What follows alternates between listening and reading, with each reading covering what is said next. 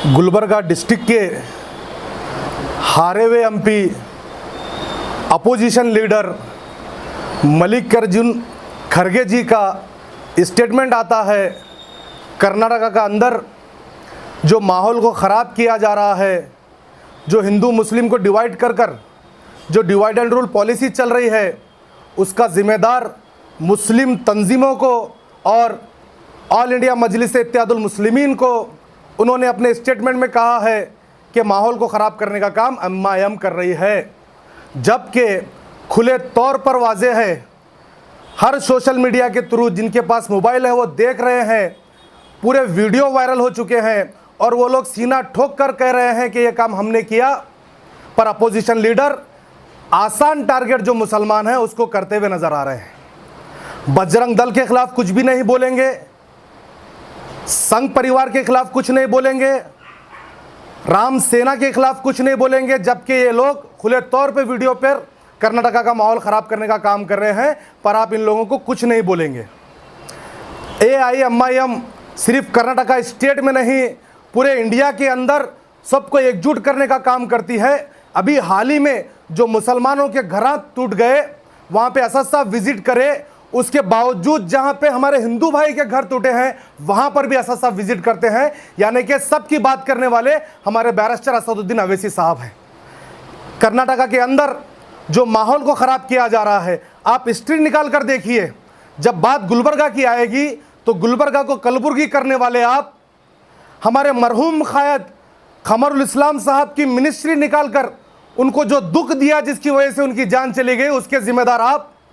मुसलमान के वोट लेकर मुसलमानों के इश्यू में खामोश रहने वाली आपकी पार्टी, जो हमारे मुस्लिम के माइनॉरिटी के लीडर्स हैं वो लोग आवाज़ उठाते हैं तो उनको खामोश करने वाले आप। तो मैं मीडिया के थ्रू तमाम आवाम को बताना चाहता हूं कि ये जो कांग्रेस पार्टी है मुसलमानों के वोट लेकर मुसलमानों के खिलाफ बोलने का काम कर रही है। तो हम आने वाले इलेक्शन में जिस तरीके से आपने कहा था कि मैं पानी ढोकर लाऊं क्या, उस वजह से जो उसको बेहतरीन जवाब आपको दिया है, आने वाले इलेक्शन में भी उसी तरीके के जवाब माइनॉरिटी लीडर्स को, तमाम कांग्रेस पार्टी को दिया जाएगा। और आपके फर्जन जिन्होंने स्टेटमेंट देकर एक अच्छी बात कही थी, पूरे माइनॉरिटीज़ की, सबकी हक की बात कही थी, तो उनकी तायद करने के लिए भी सबसे पहले एमआईएम पार्टी के जानिब से मैं आकर उनकी तायद किया था। और आप अगर खिलाफ बोलेंगे तो आपके खिलाफ, स्टेटमेंट के भी खिलाफ बोलने के लिए हम ही आकर आपके सामने आपके खिलाफ भी बात करेंगे। पूरा गुलबर्गा के अंदर आप देखते हैं इतने मसले मसाइल हैं। आप हारने के बाद 2 साल के बाद गुलबर्गा विजिट किए हैं, 2 साल तक आपने पूछा तक नहीं कि गुलबर्गे में क्या चल रहा है। आप जहां से वोट लेकर चले गए थे उनको वापस आप 2 साल के बाद आए हैं।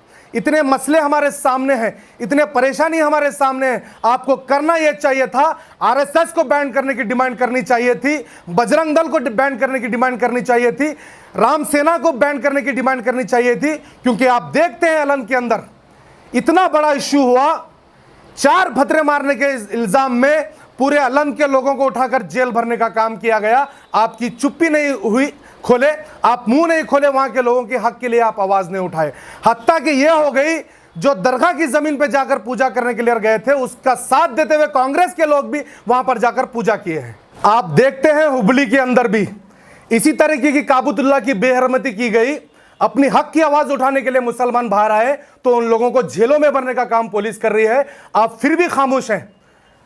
राम सेना के अध्यक्ष प्रमोद मुतालिक जो कि खुलेआम स्टेटमेंट देता हुआ नजर आता है, मुसलमान बहनों की इज्जत और आबरू लूटने की धमकी देते हुए नजर आता है। ऐसे कई सारे वीडियो हमारे सामने आते हैं।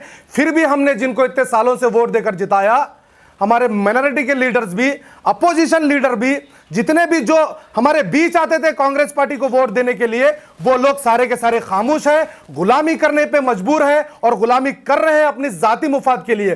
तो मैं हमारे आवाम से गुजारिश करता हूं कि आपके सामने सारे चीजें हैं, आप समझते हैं, समझदार हैं, समझकर आगे अपना कदम उठाइए। और मैं एडमिनिस्ट्रेशन से भी डिमांड करता हूं कि बेकसूर लोगों को अरेस्ट करना बंद कीजिए, बेकसूर लोगों को अरेस्ट करना बंद कीजिए।